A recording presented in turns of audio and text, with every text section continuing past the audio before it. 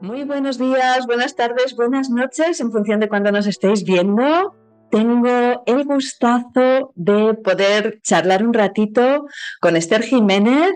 Esther es psicóloga, experta en sexología y en terapia de parejas, pero para mí lo más importante es que llevo 3 años detrás de ella para que me conceda este ratito, porque no para de trabajar y es mi hermana pequeña, y para mí es un lujazo el poder tenerla aquí con nosotros. Hola, Esther. Hola Marta, ¿qué tal estás? Muy bien, con muchas ganas de esta charla. Yo Bueno, también. como comentaba, Esther es experta en sexología. Vamos a hablar sobre sexualidad, vamos a tocar distintos puntos y os vamos a anunciar también un taller que va a compartir Esther en Mamatao el 19 de octubre, ¿verdad? Ujú, Que sí. va a ser Descubre tu esencia, taller de autoconocimiento sexual, abierto para todos los públicos, ¿verdad? Bueno, adultos. Sí. Y nada, aunque ahora vamos a tratar distintos temas, vamos a fluir bastante también. Hemos preparado algunas Ujú. preguntas, pero vamos, lo que surja, también animamos a la gente que nos escuche, y sobre todo que escuche a Esther, a que nos hagáis preguntas a través de los comentarios, o si queréis una consulta particular con ella, también dejaremos su información para que ella os pueda atender directamente. Bueno, Esther, Perfecto. voy a empezar por una pregunta así un poco Vale. genérica y que a lo mejor ya no está ni en auge, no es real, ¿no? En la actualidad, pero siempre Mm, se ha en determinados ámbitos se ha considerado el sexo como un tabú. ¿Cómo ujú. estamos hoy en relación a esto? Pues yo creo que sigue bastante presente, que es verdad que hemos evolucionado mucho y se habla de muchos más temas a nivel sexual y hay mucha más divulgación sobre estos temas, pero es verdad que yo todavía sigo viendo en consulta y a mi alrededor que tenemos muchas ideas preconcebidas, ¿no? Porque prácticamente nadie, yo no conozco prácticamente a nadie, tú imagino que tampoco, que ya ha recibido una educación sexual de calidad, ¿no?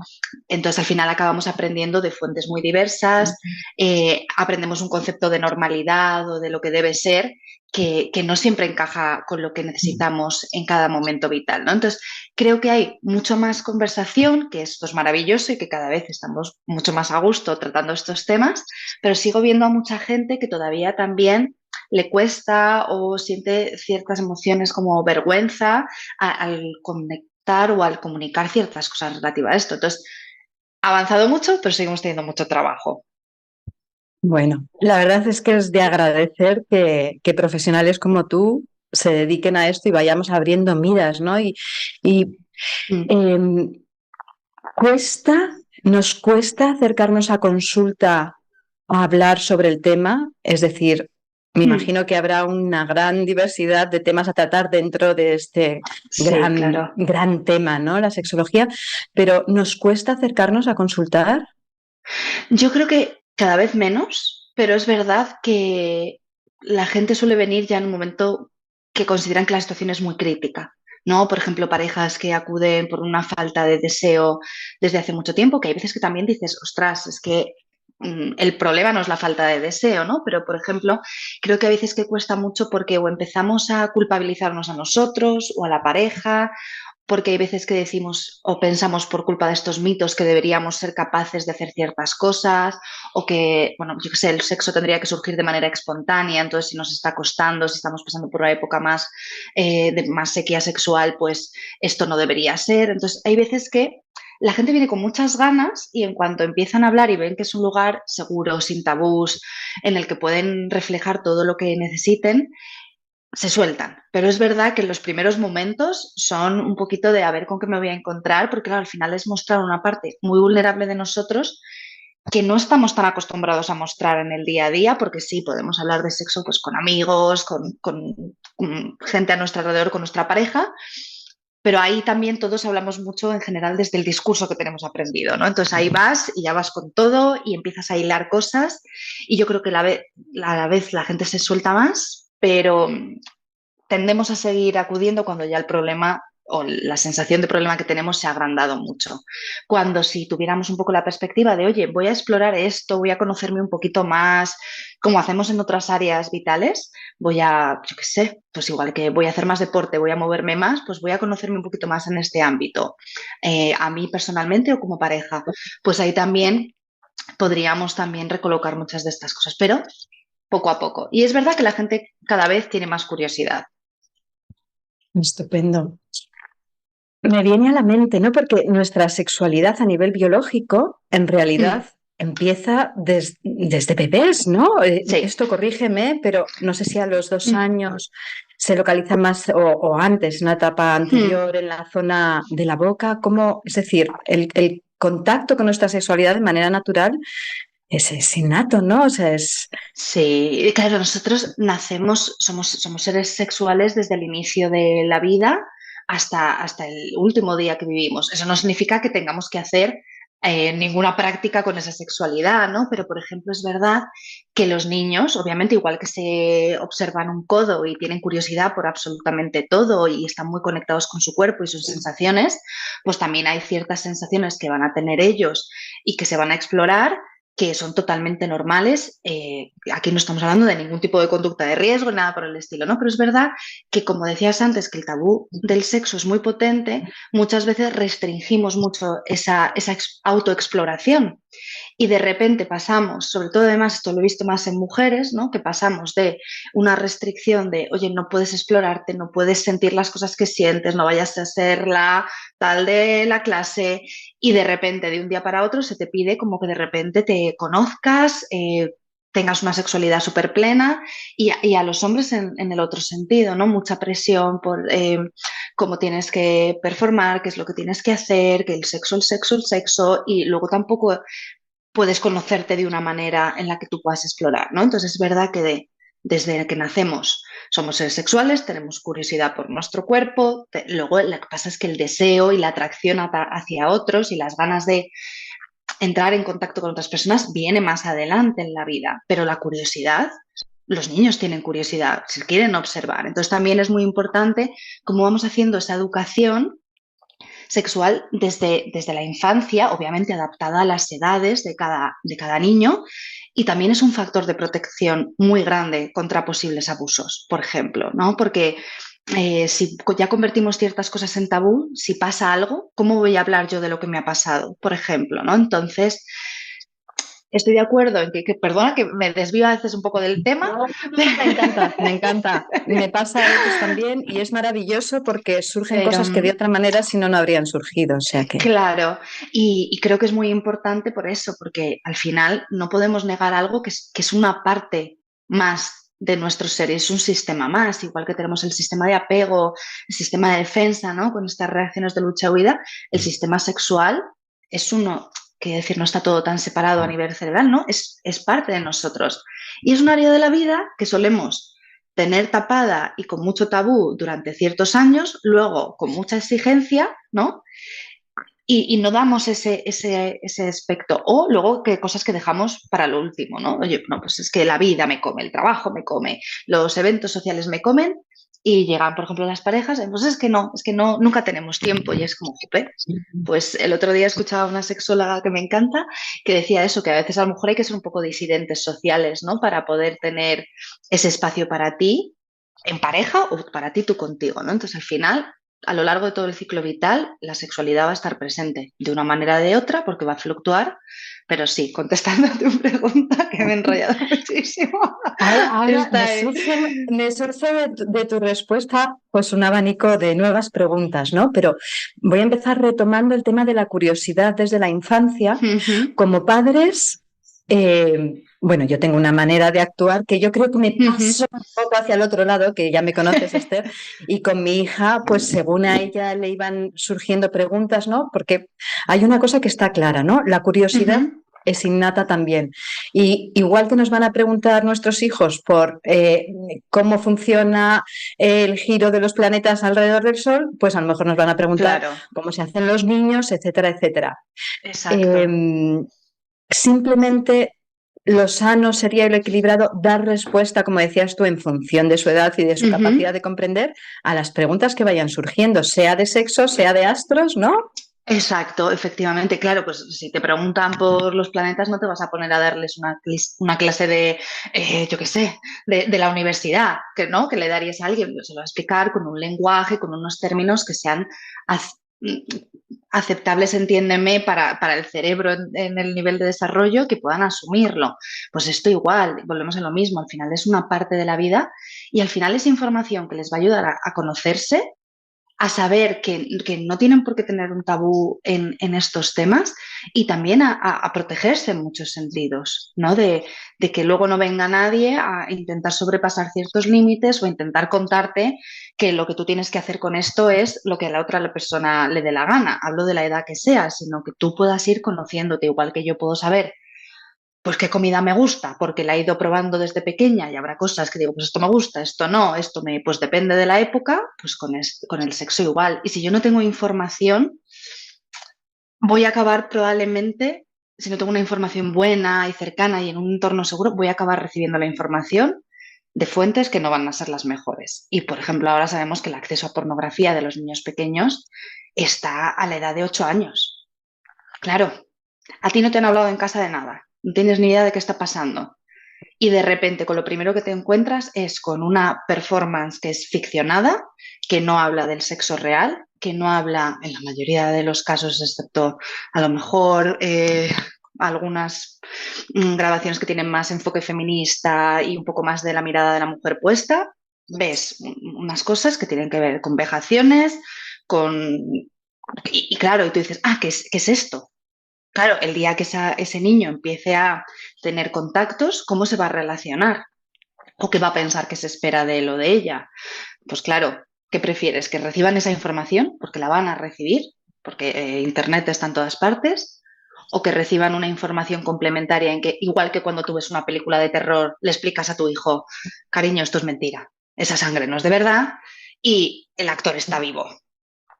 Pues claro, pero con el porno no hacemos eso, por Efectivamente, ejemplo, ¿sabes? efectivamente. Hablemos de porno con nuestros hijos. Es decir, lo que acabas de Mm, decir, mejor explicado no se puede mm, repetir, ¿no? Van a mm. tener acceso a esa información, pues mejor tener la Sí. contrapartida, ¿no? Porque además el porno, Esther, tiene un enfoque muy machista en general, ¿no? Sí. Como dices tú, sí que hay Mm, ciertas categorías, ciertos bloques que tienen un enfoque más feminista, pero en general el porno ha sido diseñado casi mm, exclusivamente para hombres. A ver, no mm, quiero decir solo para hombres, porque hay mucha variedad, ujú. pero Sí, donde efectivamente la mujer sufre bastante vejación, ¿no? En las relaciones sí, heterosexuales. claro. Sí, es una mirada muy masculina y es una mirada en la que el centro del enfoque no está puesto tampoco en el placer de la mujer, sino que la mujer se representa como un objeto de placer para otras personas. Entonces, y por eso te digo, también los modelos que vemos, y yo he visto muchos pacientes de, pues que claro, yo no aguanto lo mismo, yo no tengo el mismo tipo de tal, y es como, pues que es una película, tú sabes cuántos tomas, cuántos cortes puede haber ahí, que puede estar ocurriendo, y... Pero eso se te va quedando ahí, ¿no? Y que empiezas a ver cómo se tratan y las formas que hay, y dices, ostras, es que ¿es esto forma de tratar a otro ser humano con quien tú además estás realizando unos actos que conllevan mucha necesidad de conectar, de vulnerabilidad, de estar presente, ¿no? Que al final la idea es relacionarnos desde ahí, desde la conexión, no desde el usar a otra persona como un mero objeto. Para eso cada uno que se apañe consigo mismo, Hmm, ¿no? hmm. Claro. Sí, y que no estamos diciendo tampoco que el porno sea malo, es decir, es una Mm, herramienta más, ¿verdad? Pero siempre sabiendo, ¿no? Conociendo, contrastándolo con la realidad. Puede ser algo claro. muy útil, pues en cualquier momento, tanto en relación con uno mismo como en pareja, ¿no? Pero Mm. Sí, bueno, contrastándolo con la yo ahí tengo realidad, mi ¿no? opinión con que creo que es una industria que hace bastante daño, especialmente a las mujeres, pero bueno, no es el momento ahora, pero sí que es verdad que dices, joder, también tú no tienes que ver cómo utilizas los recursos, porque por ejemplo, si, y esto yo lo he visto mucho, si tu única fuente de excitación es una pornografía con unas características muy concretas, que además cada vez, como son estímulos muy intensos, necesitas más y más y más y de más intensidad. Es decir, que hay veces que empiezas a tomar unos caminos que luego de repente una relación sexual uno a uno con otra persona en la que esas cosas no se dan, como si estuvieras viendo pasar un tren. O sea, claro, hay que medir también, ¿no? Que, de qué manera estoy desarrollando yo mi sexualidad, mi deseo, mi excitación, porque llega un momento en el que te va a cerrar mucho también las opciones, ¿no? Entonces, hay que saber usarlo todo en su cierta medida. Hablemos de lo que hablemos. En eso sí que estoy de acuerdo. Muy bien. Volviendo al tema del placer de la mujer, Ujú, eh, se ha denostado muchísimo la estimulación clitoriana como si lo que yo he percibido a lo largo de los sí. años, etcétera. Incluso muchas mujeres piensan que si necesitan una estimulación clitoriana, creo que cada vez se va Ujú, desmintiendo, más, sí. no han alcanzado su autoconocimiento máximo dentro del campo de la sexualidad, porque además, y a lo mejor lo enlazamos otra vez con el porno, ¿no? Parece que el clítoris muchas veces se deja ahí de lado, ¿no? Mm, ¿Qué importancia tiene? sí. ¿Qué porcentaje? Porque con el tiempo pues Ujú, ya se sabe, ¿no? Científicamente demostrado sí. el enorme porcentaje, de hecho es mayoritario, ¿no? De necesidad de Sí, estimulación clitoriana, porque como claro. decía el otro día me contaba Iván, y esto es un paréntesis, eh, decía, le dice Manolo a Pepi, y ya he encontrado tu punto G, ya he encontrado tu punto G, y le dice Pepi, ¿ah, sí? ¿Dónde estaba? Y dice, lo tenía tu hermana. Por favor, qué horror. Es horrible, digo, no, se lo digo.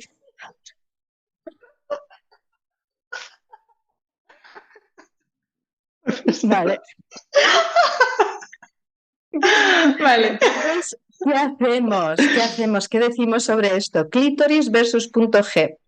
Vale, no, a ver, creo que es que, bueno, esto además nos viene desde Freud, desde los orgasmos vaginales, que son los que cuentan y demás, que es toda una patraña. A ver, para empezar, el clítoris, y esto es verdad que cada vez se habla más de ello, gracias al famoso boom que hubo de succionador de clítoris, esta conversación, a partir de ahí se empezó a hablar muchísimo de esto, porque es verdad que no conocíamos prácticamente ni la anatomía del clítoris hasta los años 60, creo que fueron. Bueno, tú has estudiado biología, yo no sé en cuántos libros de biología enseñan cómo es anatómicamente un clítoris y cómo está colocado en el cuerpo de una mujer, o sea, hasta esos niveles, ¿no? Yo había oído tal y te enseñaban el glande del clítoris, del típico dibujo de los genitales por el exterior y ya está, ¿no? Entonces, es verdad que es el órgano de placer, o sea, los hombres no tienen eso, nosotras tenemos un órgano que es el clítoris, que es está exclusivamente dedicado al placer, con más de 8.000 terminaciones nerviosas, que es mucho más de lo que hay en el glande de un pene, por ejemplo, ¿no? Y, y hay muchas maneras de alcanzar placer y de alcanzar el orgasmo, pero muchas veces también esa presión de que con perdón por decirlo así, me te saca, tú ya tienes que quedarte bien cuando la estimulación, tu zona más erógena, que para cada persona es diferente y hay gente que puede tener un orgasmo tocándose el codo, entiéndeme, ¿vale? Pero que esto también es ampliar los espectros de nuestra sensibilidad, nuestra sexualidad, etc. Pero si no hay una estimulación adecuada, no va a haber una respuesta sexual como la que tú tendrías si hay una estimulación adecuada. Si no hay una sensación de que a ti se te esté cuidando, esto ya es a nivel físico, pero si por mucho que haya una estimulación directa del clítoris, tú no estás sintiéndote en un lugar seguro, tú no estás sintiéndote mirada, cómoda, etc., ahí da igual lo que esté ocurriendo, que el cuerpo no va a reaccionar y que el cuerpo también tiene sus días, ¿no? Entonces, esa presión de que tenga que haber orgasmos de una manera y de otra es volver a lo mismo en el que imponemos qué es lo que tiene que ocurrir en el cuerpo de las mujeres y de qué manera. Y en realidad muchas veces cuando estamos hablando de esos orgasmos vaginales, que no existe tal cosa, claro, al final el clítoris, que no tengo aquí el modelo, pero las partes internas de los bulbos del clítoris van a estar rodeando la entrada, bueno, la vagina. Y ahí también puede haber una estimulación desde dentro, que es lo que llamamos el famoso punto G, que en realidad es una zona en la que se inervan muchos receptores nerviosos. ¿Por qué? digamos que justo encima de ahí es donde estaría colocado el clítoris, ¿no? Entonces, cuanto más estimulación, cuanto más erección haya en el clítoris, porque es tejido eréctil como el pene, más también probabilidades va a haber de que eso ocurra. Pero es que el cuerpo de cada una responde de una manera diferente en situaciones diferentes y es verdad que creo que era de mujeres heterosexuales, creo que los estudios dicen que el 65% de las veces o de las mujeres alcanzaban el orgasmo durante las relaciones sexuales. ¿Por qué? Porque al final se tienen relaciones sexuales muy coitocentristas. Es decir, que el órgano principal de placer de la mujer se está dejando de lado. Afortunadamente con esto vamos avanzando, pero ahí también cada persona tiene que saber y que conocerse, porque para ciertas personas, por ejemplo, a partir de cierto umbral aparece incluso dolor porque si la estimulación es demasiado, ¿no? Entonces, aquí al final, para mí la clave, después de un poco toda esta vuelta, es que sí, que no tenemos que centrarnos en un tipo de orgasmo o el otro, que todos los orgasmos son orgasmos y hay muchas maneras de acceder a ellos y que cada persona, cada mujer tendrá que saber, y cada hombre, por supuesto, cuál es su manera o desde dónde quiere explorar para poder encontrarse en un punto de placer y disfrute y conexión, que es lo que estamos buscando en esos momentos normalmente, ¿no? Muy importante aquí, Esther, la comunicación. La comunicación Totalmente. crucial en todos los Hmm. aspectos de nuestra vida, ¿no? Con nosotras mismas, la Sí, comunicación es más fácil, ¿no? Vas a través de prueba y error, busca por aquí, busca por allá, así me gusta más, así me gusta menos, ¿no? Cada sí, uno consigo mismo mucho más fácil. Pero claro, la comunicación dentro de una relación en pareja o más personas, es crucial y sí. lleva un aprendizaje, ¿verdad? Lleva un proceso, un ensayo y error, Hmm. un recuerda que más despacio, bueno, los ritmos, las velocidades, la intensidad, ¿no? Qué Claro. importante ese conocimiento compartido, ¿no? Claro, y que luego también está la parte en la que si yo, por ejemplo, te estoy diciendo qué es lo que me apetece o qué es lo que me gusta más, no es que te esté diciendo que lo estés haciendo mal, que hay veces que también hay gente que se lo toma muy así, ¿no? Hay gente que es de, qué vergüenza, y cómo voy a decir yo eso, y cómo voy a pedir yo tal. Hay gente que es que directamente no sabe ni lo que pediría porque no se conoce.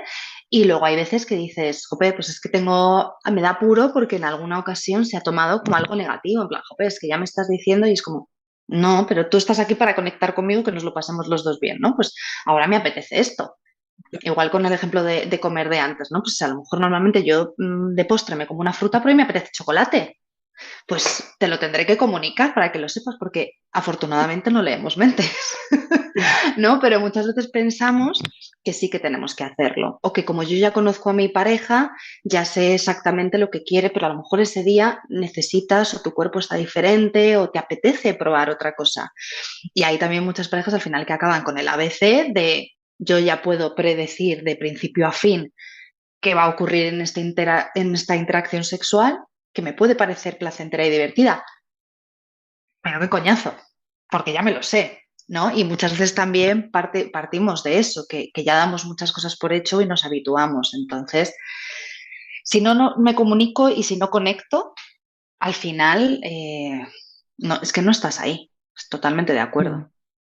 Mm. Mm. Y luego hablábamos también, Esther, en relación con esto, pues de que hay momentos en los que vamos a estar más cansados, que si un exceso de vida social o de trabajo, etcétera, etcétera, pero luego también se pasa por ciclos, ¿no? En el caso de la mujer, en Totalmente. función del momento del ciclo menstrual en el que te encuentres, incluso creo que también se puede aplicar a mujeres ya con la menopausia, ¿no? Que Sí, seguimos siendo cíclicas, independientemente de que se toda la produzca, vida. que se haya interrumpido el sangrado o no, ¿no? Ujú. Hay momentos del mes que coinciden con la ovulación, si no me equivoco, que es Claro. que biológicamente estamos más dispuestas para quedarnos Ujú. embarazadas, si lo relacionamos con la reproducción, pero también más predispuestas a sentir el placer, ¿no? Sí, y de hecho, al final, claro, es que toda la carga hormonal y cómo va variando a lo largo del ciclo, a ti te va diciendo un poco qué es lo que necesita tu cuerpo. Y hay momentos que estás más en ese como hibernar, ¿no? En ese periodo premenstrual, de o de no, porque claro, ahí también puede ser un periodo de, oye, que si aquí se ha fecundado un óvulo y se ha enganchado, hay que también bajar un poquito el ritmo para que todo encaje, ¿no?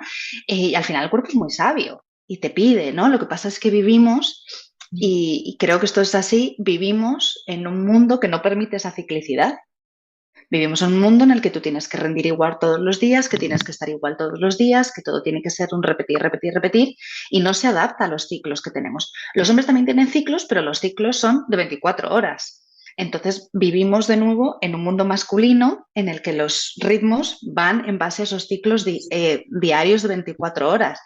Y tú no tienes la misma energía yo me lo noto mucho, ¿no? Por ejemplo, yo cuando estoy ovulando o en esta fase preovulatoria, un montón de energía, venga, vamos a hacer un montón de cosas, vamos a tal, voy a hacer este proyecto, voy a hacer lo otro, ya no sé qué, venga, sí, vamos a hacer la entrevista y de repente luego te come la vida, pasa la semana, empieza a cambiar los niveles de hormonas y dices, ostras, ahora yo no puedo gestionar todo esto. O sea, por poder, quiero decir, no tengo como la misma energía.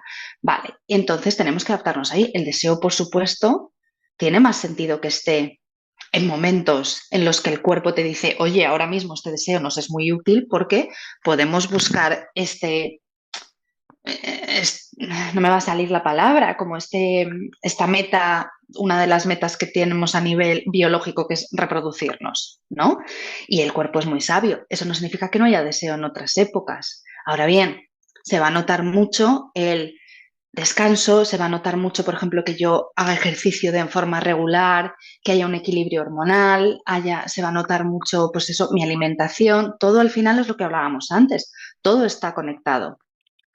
Yo no puedo ponerme la presión de, pues yo qué sé, imagínate una madre que está en temporada, pues no sé, perdón por decirlo así, de posparto, con otro niño de, imagínate, 2 años, agotada, con su cuerpo al servicio de la supervivencia de tal, y pedirle a esa mujer que tenga el mismo nivel de deseo que en una época, por ejemplo, de búsqueda de embarazo, que a lo mejor también emocionalmente todo lo que está ocurriendo te anima y te activa más para ello, o en cualquier otra etapa vital, ¿no? Entonces, yo creo que ahí está el problema, que nos exigimos lo mismo siempre sin tener en cuenta todos los cambios que van ocurriendo, y a nivel emocional, yo no estoy siempre igual, ni tengo épocas de trabajo de igual carga, o no estás siempre igual de bien con tu pareja o con tus amigos, y entonces hay épocas que claro, nos ponemos como el objetivo, pero dices, vale, ¿qué está pasando? No exploramos, ¿no? ¿Qué está pasando detrás a lo mejor de ese deseo más bajo? Y es que hay épocas que el deseo va a ser más bajo, por ejemplo, y punto. Y no es patológico, que a mí me llega mucha gente en plan de, no, es que esto está mal porque tengo poco deseo. Pues tienes poco deseo, no pasa nada, tú estás bien, es coherente contigo y con lo que necesitas. Entonces no es poco deseo, es tu deseo en esta etapa, por ejemplo, ¿no? Lo que pasa es que aquí, como suele haber desequilibrio dentro de la pareja, pues claro, ahí se genera un poquito más de tensión. Sí, sí, sí, sí. Me acordaba antes cuando comentabas lo de biología, cuando daba clases de biología en el colegio, en tercero de la ESO, uno de los temas que se trataban era, pero fíjate el enfoque, o sea, ahora el enfoque ha cambiado, ¿eh? Ha cambiado ya desde hace unos cuantos años y también se trata la sexualidad, ¿no? Pero es que hasta hace muy poquito no se ha incluido dentro del programa. Ay, perdón, del currículum básico, ¿no? Sí. Y yo tenía, claro, es que ya directamente el enfoque que se hace desde los libros a nivel tradicional era exclusivamente para la reproducción y se dejaba de lado completamente. Entonces, claro, estudias la anatomía, volviendo a conocernos la parte del clítoris, etcétera. Y entonces todo el mundo, cuando llegábamos al tema de la reproducción, o el aparato reproductor, ¿no? Que se llama así en lugar del sexual, ¿no? Con distintos fines, se estudiaba sobre todo anatómicamente el interior, ¿no? Vagina, trompas, ovarios, tal. Y cuando llegábamos a estudiar los genitales externos, muchas chicas sobre todo, ¿no? Me decían, pero profe, ¿no es por el mismo agujero lo del pis y lo de la regla? Entonces, fíjate que esto puede ser un poco sorprendente, pero yo tenía alumnas en tercero de la ESO que les decía, mira, como deberes, te vas a coger un espejito. Totalmente, yo lo mando siempre. Vas a llegar a tu casa y en un momento íntimo vas a ver esto mismo que estamos viendo aquí en clase para que veas que tú lo identifiques in situ en tu propio cuerpo, ¿no? Y efectivamente el desconocimiento, gracias al destino, esto va cambiando. y Sí, se va abriendo mucho, tanto a nivel terapéutico como comentabas, como desde las familias, ¿no? Se va quitando ese tabú un poquito y claro. el colegio, desde la educación, va cambiando. Pero te estoy hablando de hace muy poquitos años que decían, ¿cómo voy a hacer yo este dibujo en mi cuaderno? ¿Qué van a pensar en mi casa? Porque Claro, claro, dibujas la parte interna, ¿no? Y todo queda como muy aséptico, muy tal, pero no eres consciente de que los labios externos, los o sea, menores, mayores, claro. así, la zona del clítoris, bueno, y a nivel masculino igual. Y esto me hace conectar con una pregunta, Esther, o si quieres decir algo al respecto, No, no, no. Dime, dime. me hace conectar con una pregunta también de ese grupo maravilloso que tenía varios grupos en tercero. Pues llegó un día un alumno, majísimo, Iván, que me acuerdo con mucho cariño de él, y me dijo, profe, hay un estudio científico que dice que todos somos bisexuales de nacimiento, pero que luego, con la sociedad y la cultura y tal, vamos cambiando. Hmm. ¿Qué decimos sobre esto? Claro, a ver, yo ahí no puedo hablar por todo el mundo y demás, pero sí que es verdad que no tiene por qué haber hay un espectro, ¿no? Y es esta escala que conocemos todos, ¿no? De como del espectro de puro heterosexual a la bisexualidad, a homosexualidad. Al final, creo que intentamos poner tantas casillas y tantos términos porque nos da un poco una manera de encuadrarnos y también de, de ¿cómo decirlo?, de trabajar nuestra identidad, ¿no? Y nuestro yo, porque como esas etiquetas que nos ponemos, pero al final también es que hay muchas maneras de sentir el deseo, la atracción. Y cuando estamos hablando de atracción, a lo mejor hay personas que dices, oye, pues mira, a mí es que me atraen mucho pues personas de mi mismo sexo, pero por ejemplo no me vería teniendo una relación sexual. Hay personas que bajo ningún concepto, pero que dices, es que yo no siento esta atracción y también yo creo que, por ejemplo, últimamente hay veces que incluso la gente pues dice, es que me siento mal si no tengo atracción hacia o tengo atracción hacia, dices, jo, ¿por qué tenemos que poner tanto juicio, ¿no? En todo esto. Entonces, es verdad que yo no es una pregunta que te pueda responder así con datos ahora mismo, pero es verdad que todos nacemos con la necesidad, y con la necesidad no, perdona, con la capacidad de sentirnos atraídos, de ese acercamiento por los demás, ¿no? Entonces también dependiendo de qué consideres tú ese deseo, esa atracción, porque hay gente que te puede parecer fascinante, que te puede resultar muy atractiva y no tiene que ver con el sexo que tiene esa persona, sino con características concretas de esa persona, ¿no? Entonces yo sí que creo que tenemos todos la capacidad de sentirnos atraídos por quien sea, porque conectas, porque se genera ese vínculo, se genera esas ganas de acercamiento, que a veces se puede quedar en una amistad, pero a veces puede tener un cariz, algo más de atracción sexual, ¿no? Entonces, eso está ahí y al final cada uno también es explorarse. Porque yo creo que también a veces esas etiquetas no se cierran mucho. Es como, ¿qué pasa? Que porque a mí me haya... Iba a poner el ejemplo de un hombre porque estábamos hablando de un hombre, ¿vale? Pero imagínate que lo pongo yo y digo, pues es que imagínate que a mí una vez en la vida me ha resultado súper atractiva una chica. Entonces ya me tengo que identificar como A, como B, como C, cuando a lo mejor es algo que para mí, como va asociado a ciertas ideas y me rompe un poco los esquemas de mi identidad y cómo me percibo yo a mí misma, me va a suponer una crisis de identidad, cuando a lo mejor es simplemente, pues mira, qué interesante, lo puedo explorar, puedo curiosear, puedo ver qué significa esto para mí, qué implica, sin tener que irnos directamente a, pues entonces significará que soy esto. Porque eso a mucha gente le frena y le asusta mucho. Es como, oye, ¿por qué vamos tan a la identidad, a tener que identificarnos como algo cuadriculado y desde lo que no podemos salir, en vez de simplemente, pues igual, como es que el ejemplo de la comida me gusta mucho, ¿vale? Pero si yo digo, oye, pues es como si yo dijera que como me gusta, yo qué sé, la carne, pues es que ya seré carnívora. Y es como, oye, pues no, es que a lo mejor hay épocas de mi vida en las que el cuerpo me pide más carne, hay épocas en las que me pide menos y ya está, ¿no? Entonces, le da un poco la vuelta a la pregunta, perdona, pero creo que, en resumen, que todos tenemos capacidad para sentirnos atraídos por otras personas, tengan el sexo que tengan, pero que esto va a ser tan individual y tan personal que a veces encerrarlo en categorías, que creo que es muy útil también porque hay muchas personas que, sobre todo de minorías, que dices, jo, necesito mi identidad, mi grupo, mi pertenencia, ¿no? Pero creo que hay veces que también con tanta etiqueta nos limitamos o nos ponemos una presión excesiva que no nos ayuda tampoco a poder explorar con calma y con curiosidad. Podríamos concluir que Ahí hay me quedo. tantas posibilidades como personas, ¿no? En realidad. Efectivamente, lo has dicho mucho mejor, mucho más Claro. rápido. Más corto sí, pero es verdad, ¿no? Y viva Sí, la diversidad, por Dios, porque totalmente. también ha habido mucha castración, mucho tabú, mucha represión con respecto a grupos minoritarios que luego a lo mejor no son tan minoritarios, pero que han estado y Totalmente. siguen estando perseguidos en la Sí. actualidad en muchos países, y esto ya es horrible, ¿no? Que hoy en día... En muchos países y aquí.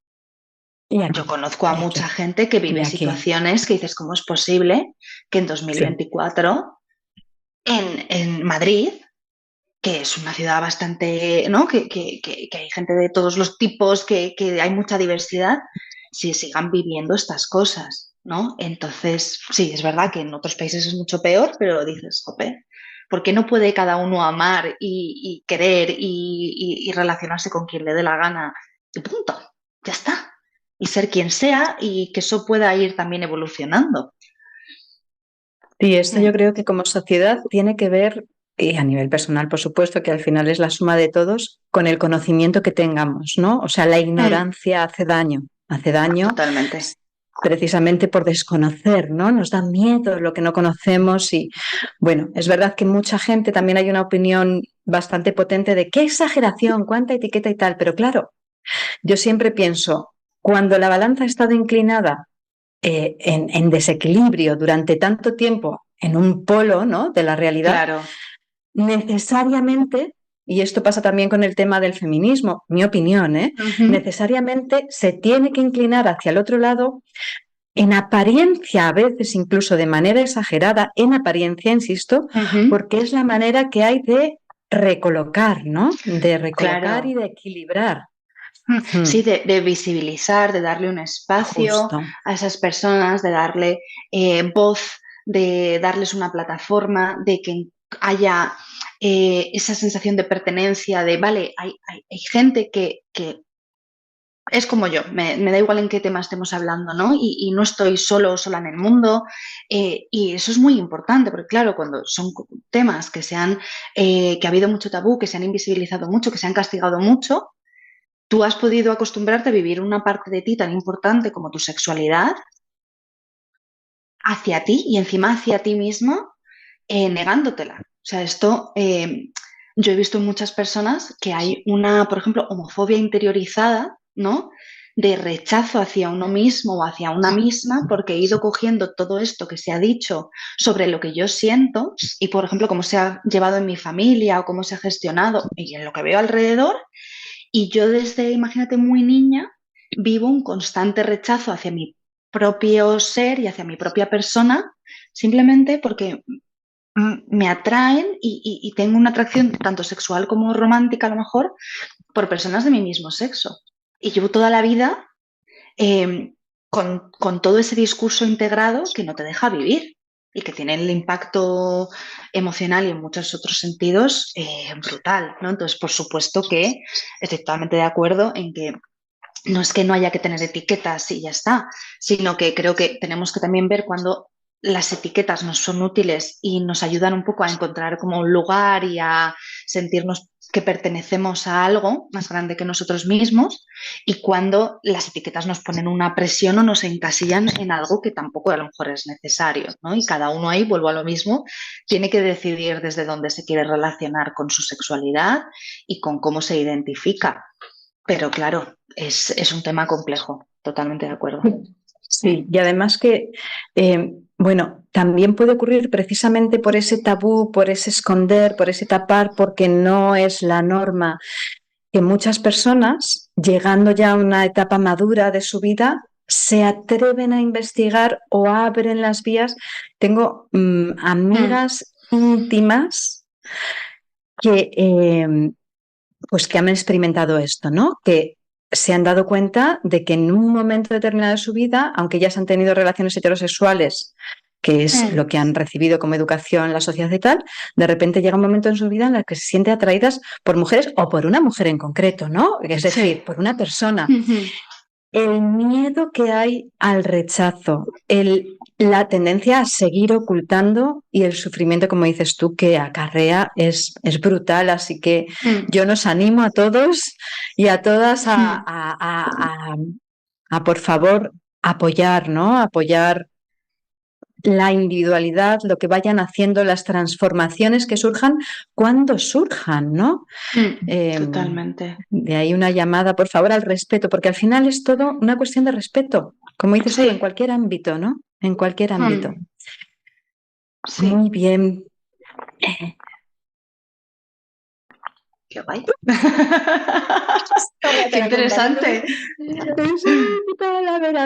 A ver, cosas que se nos estén quedando en el tintero, Esther, que digas, bueno, por ejemplo, una cosa importante, tú que eres experta en terapia de pareja, ¿qué características crees que a ver, y esto también muy a nivel genérico y con todas las particularidades pero que debe tener una relación en pareja para estar equilibrada, para ser saludable? Vale. A ver, hay muchos componentes, ¿no? Por supuesto, pero diríamos que la base es la seguridad.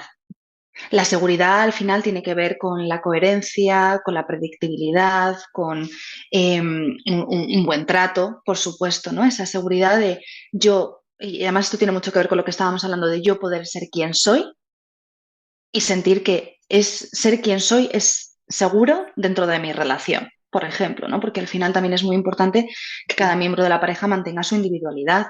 Yo soy persona aparte de pareja, ¿no? Entonces, digamos como que esa seguridad, por supuesto, esos tiempos aparte, porque es verdad que el vínculo y el apego requiere de seguridad, de predictibilidad, de de cuidados compartidos y recíprocos, o sea, reciprocidad como también algo base, pero el deseo requiere de novedad, de espacio, de misterio, ¿no? Entonces, digamos como que ese equilibrio entre sé que nos priorizamos, que estás aquí, que me cuidas, que me apoyas y viceversa, y a la vez yo tengo mi libertad para ir y explorar y hacer mi vida y mis cosas y luego voy a tener la ilusión de venir a contarlo y a compartirlo contigo y que haya un poquito de ese misterio, de esos espacios en los que pues es que no hay nada más que conocer, ¿no? Que hay veces que la gente me dice, es que ya nos conocemos y no hay nada más. Digo, nunca he visto a nadie que se haya quedado estancado en algo y que no haya avanzado ni un paso en ninguna dirección, en ningún ámbito vital durante el resto de su vida, ¿no? Pero digamos que sería esa seguridad, esa reciprocidad, esos espacios comunes, compartidos y esos espacios individuales. Y por supuesto todo esto pues muy envuelto de comunicación y de curiosidad. Al final tenemos que mantener esa curiosidad por la otra persona viva. Que es verdad que no es lo mismo la curiosidad que tienes cuando llevas 3 citas que cuando llevas 20 años, pero siempre hay algo que puedes descubrir de esa persona, ¿no? Y al final el no centrarnos en toda esa habituación, que es muy buena en cierto sentido, pero que hay veces que también nos puede llegar un poquito a esa desidia, por decirlo de alguna manera, o esas muestras de como de desinterés. Entonces, yo me quedaría con seguridad, que tiene que ver con esa predictibilidad y esa coherencia, la reciprocidad, y esa curiosidad, esas ganas de seguir conociéndose, de probar cosas nuevas, juntos o por separados.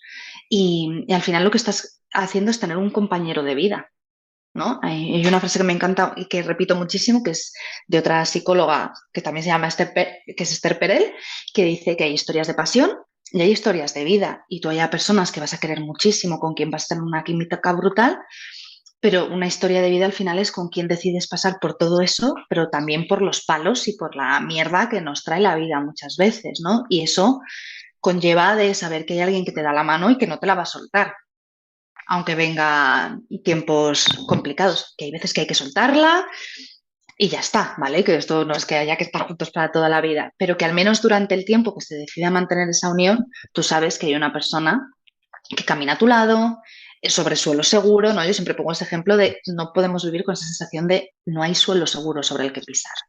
Y ahí pues vas construyendo. Obviamente es un trabajo diario, esto papá lo dice siempre, ¿no? Lo de el tener pareja es el trabajo más difícil que he tenido en la vida y que tengo que trabajar en ello y que hay que trabajar en ello todos los días. Y es así. Y es una frase que se me ha quedado y la uso mucho porque es verdad, pensamos que todo surge de manera espontánea y no, hay que trabajarse mucho porque cada uno viene con su individualidad, con sus experiencias, con sus vínculos y de repente pretendemos que todo funcione. Entonces, esas ganas, por ya darte el último punto, esas ganas de querer trabajar y de seguir creciendo juntos, me parece también una clave de una relación sana y con mucha más probabilidad de éxito. Mm. Y ya que nombras a papá, que de repente me he hecho así el cuerpo papá, y yo estaba aquí hablando con una profesional y es que eres mi hermana ahora.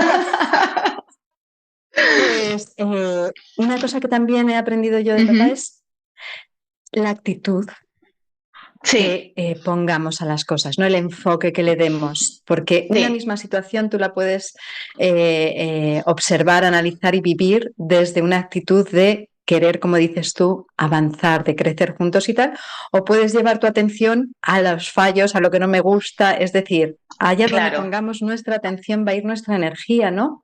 Y vamos totalmente. además a producir pues toda esta avalancha emocional acorde con esa intención, esos pensamientos, ¿no? Entonces Sí.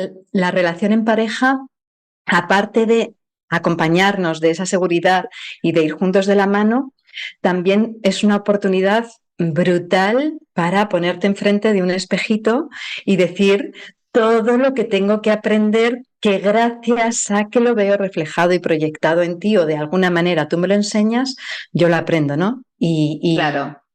Y bueno, es muy potente cuando te juntas con una persona y ves que a lo mejor flaqueas en lo mismo y que Mm, los dos juntos, ¿no? Yo, por ejemplo, por lo que sea, X, mi educación, lo que he aprendido tal y cual, soy celosilla. Soy celosilla, vale. es una característica, ¿no? A lo mejor por miedo a la pérdida, Mm, y me he encontrado con un amorcito, Iván, que es celoso también. Entonces, claro, celo y celo. Nos enfrentamos, nos vemos y decimos, ostras, y aprendemos de esa carencia compartida, que este es un ejemplo, ¿no?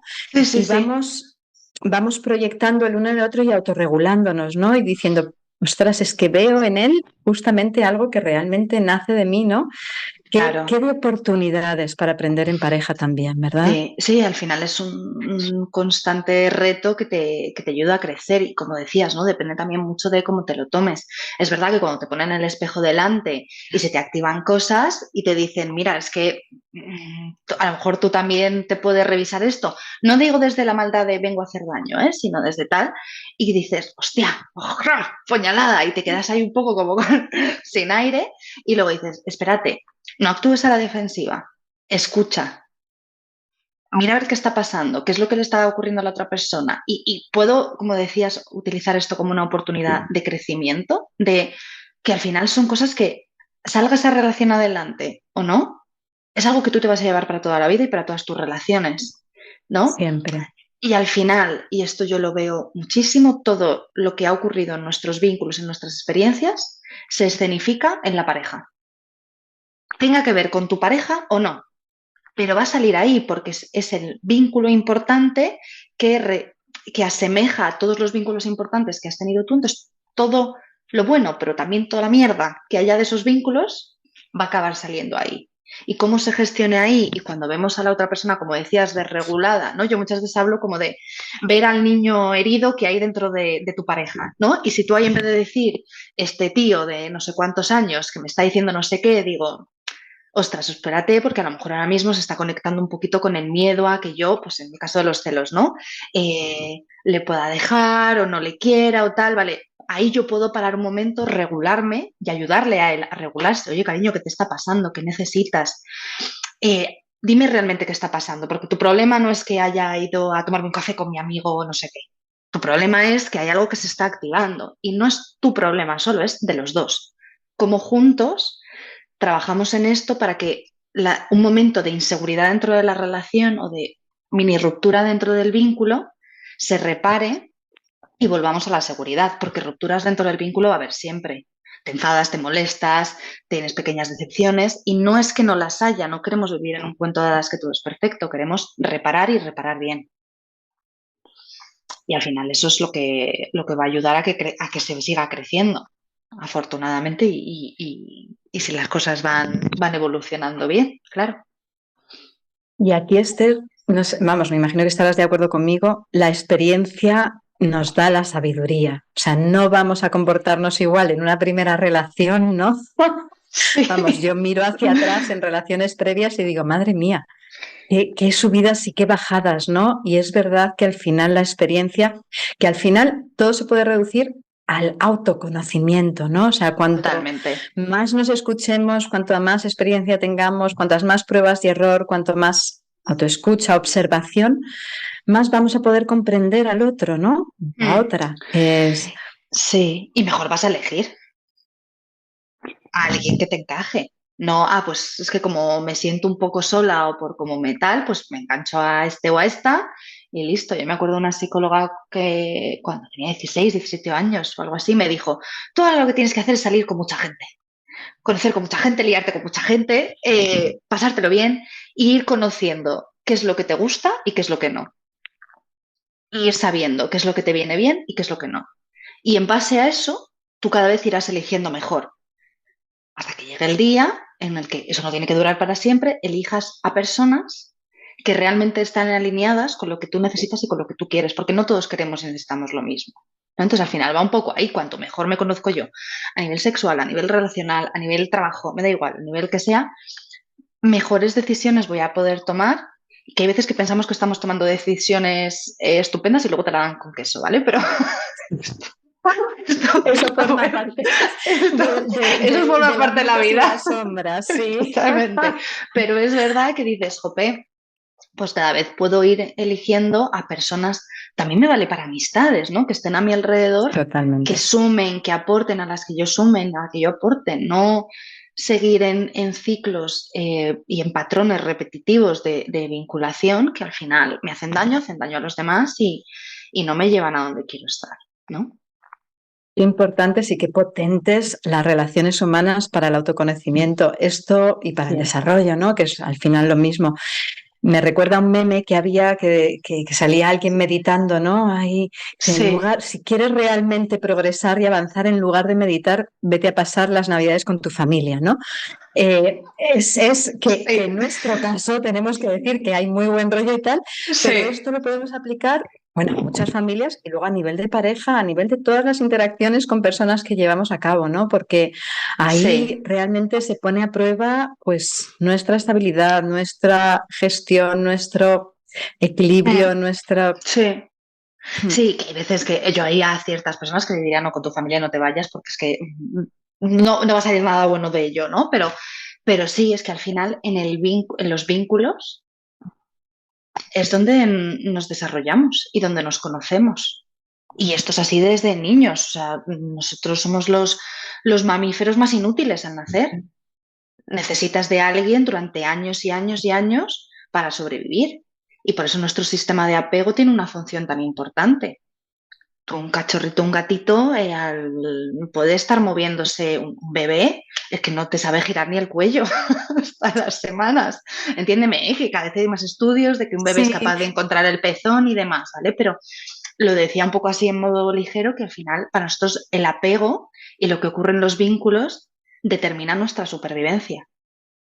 qué importante, Esther, todo lo que se queda grabado a nivel subconsciente, todo lo que vivimos desde el embarazo, como embriones, como fetos que nos Sí. vamos desarrollando a nivel bioquímico, cómo nos afecta que el embarazo se pase de manera más o menos estresada, para Ujú. luego, bueno, y luego todo lo heredado, a mí me impresiona muchísimo la epigenética.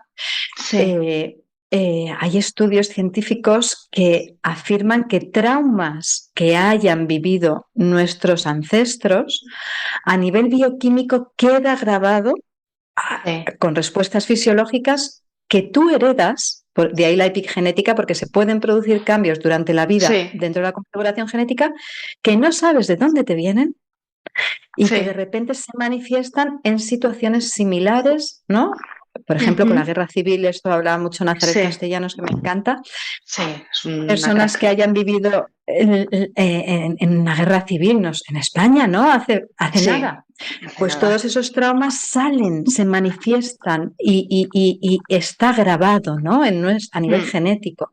Pues igual sí, que con guerras civiles, pues con temas de maltrato, de mm, traumas, de bloqueos, de una falta de gestión por parte de los padres, claro, o haber nacido en un entorno inseguro. O sea, al final, sí. qué importante también esta labor como terapeuta que tienes, Esther, Mm, y que tenemos cada uno, independientemente a sí. nivel personal, de ir, no sé si quitando capas o por lo menos llevando más conciencia a todo que hay Sí, ahí oculto, ¿no? claro, porque sí que es verdad que obviamente hay factores ambientales, hay factores genéticos, no todo depende de nosotros, pero sí que es verdad que hay mucho de lo que podemos hacer para mejorar nuestra calidad de vida, para disminuir el sufrimiento, para llevarlo de otras maneras, ¿no? Entonces, afortunadamente, porque si no estaríamos vendidos todos, pero afortunadamente hay mucho que se puede hacer, entonces a mí me parece que es un trabajo fascinante, pero es verdad que todavía nos falta tanto por saber de cómo todas estas cosas nos impactan y cada vez, por ejemplo, con el tema de la microbiota, cada vez que se habla más, ¿no? Y cómo nos impacta. Entonces, me parece fascinante porque creo que cada vez vamos a ir dirigiéndonos más como un enfoque holístico, por fin, del ser humano, ¿no? Porque al final, claro, digo, yo me centro en la psicología, pero es que hay mucho más y yo no puedo encargarme de todo. A mí me encantaría algún día centro multidisciplinar y persona trabajada desde todos los aspectos sin patologizar en exceso, ¿eh? ¿Vale? Que también ahora creo que con las redes de repente a todo el mundo nos salen patologías por todas partes, pero eso es otro tema. Sí, Pero esa parte de una mirada más holística, de entender que hay muchas cosas que pueden estar impactándonos porque luego la gente se culpabiliza mucho, es que me está pasando esto, es que tal, entonces, sin culpabilizar, vale, pero me está pasando esto, hay cosas que identifico de dónde vienen, hay cosas que no. Ahora bien, me quiero responsabilizar y me quiero ir haciendo cargo de lo que me pueda ir haciendo cargo y trabajando lo que se pueda ir trabajando, al ritmo que se puedan hacer las cosas. Vale, y eso pues es muy chulo hacerlo y acompañarlo, la verdad, sí. sí, sí, sí. Bueno, muy bien. Pues Esther, vamos a ver la hora. Yo sé que Y tenías que consulta llegamos ahora en aquí. breve.